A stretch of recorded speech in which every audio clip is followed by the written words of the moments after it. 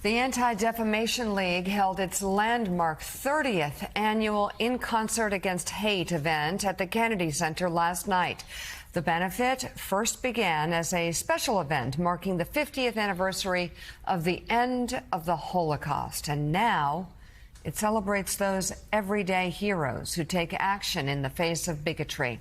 The star-studded event was emceed by award-winning actor Ben Stiller and included performances from world-class musicians, including Grammy Award winner Sia. Also in attendance, Holocaust survivor Rosette Goldstein.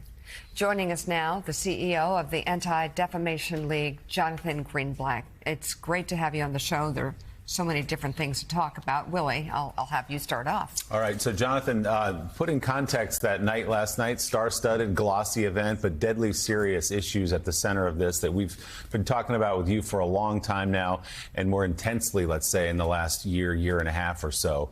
What was front and center last night, and what should people be thinking about moving forward here? Well, last night was really electric. You had a sold-out Kennedy Center. Ben Stiller's the MC, as we saw, and honoring these heroes.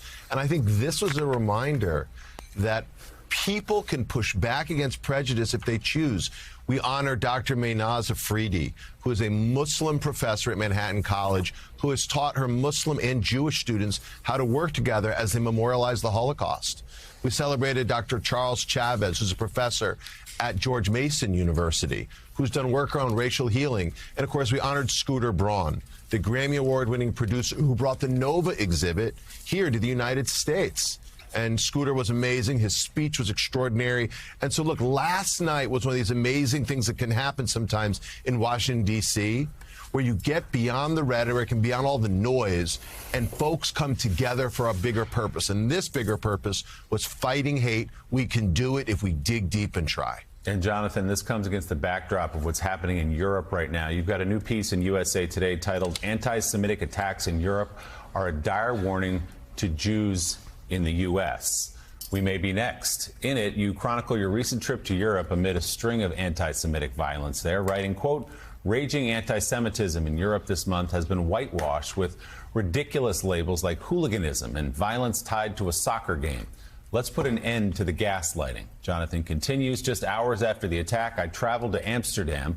I wanted to hear directly from the Jewish community and political leaders, and what I heard was nothing short of an emergency." So, Jonathan, if you could elaborate on those conversations, what did you hear? It was astonishing. So I flew out to Amsterdam literally right after I heard about the attacks. I met with the Jewish community leadership. I met with elected officials. I met with the prime minister.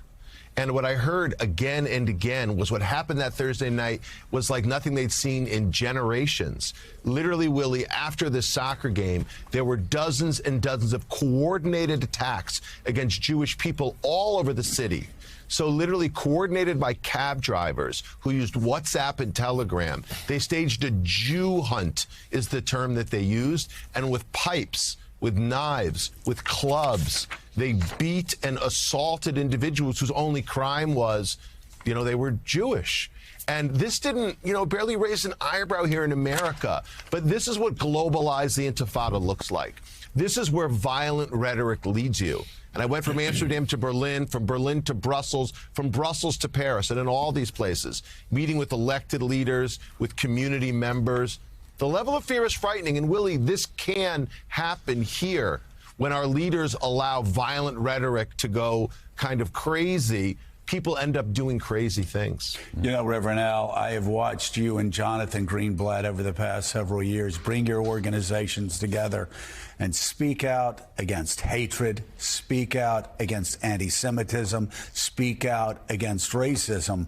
We've seen it here in America. I certainly saw you guys, especially after the tragedy in Pittsburgh. But this is exactly what you and Jonathan have been warning us about over the past several years on your show and when Jonathan comes on and you all work together.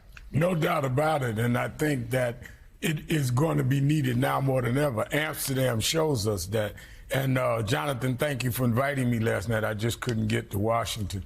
But let me ask you this. As we look at the new administration coming in, I spoke in White Plains at the synagogue Friday night, And there are a lot of people concerned. They talked about the hate summit that you and I and others put together with Biden and Kamala Harris at the White House. Where do we go with this new administration? Both you and I are concerned for different aspects. Certainly, I've said I'm against what Netanyahu's done, but we've got to stand up and deal with the anti-Semitism, and what happened October 7th cannot in any way be tolerated, as well as what's going on, in my opinion, with the innocent people in Gaza. How do we deal with the hate, though, that's coming this way, and groups like ADL and others, National Action Network and others, deal with this? We see the text messages to blacks right after the election. We see a rise in anti-Semitism from Europe headed this way. How do we keep this coalition against hate together? Well, look, I'm so glad you asked, Rev, and I think there are a few things. So, number one, we've got to stop the gaslighting. They had people in Amsterdam who said that the Jews brought this on themselves because some of them, made mean chants the night before. Like, there is no excuse for intolerance, and there is no rationalization for violence. So that's number one. I think number two, we need to realize that we have so much more in common than the things that keep us apart. And so politicians, frankly, on both sides, will try to light a fire. They will try to divide us. We've got to resist that, Rev. Jews and blacks, Asian Americans, Hispanics, men, women, gay, straight, all of us need to come together to build the America we want to see. That's what you and I have got to do. That's what our communities and the country's got to do in the years ahead. All right, CEO of the Anti-Defamation League, Jonathan Greenblatt. Thank you. Thank you so much. Very much. And Jonathan, thank you so much for your kind note. We greatly appreciate it. So Nice. sweet. Thank you.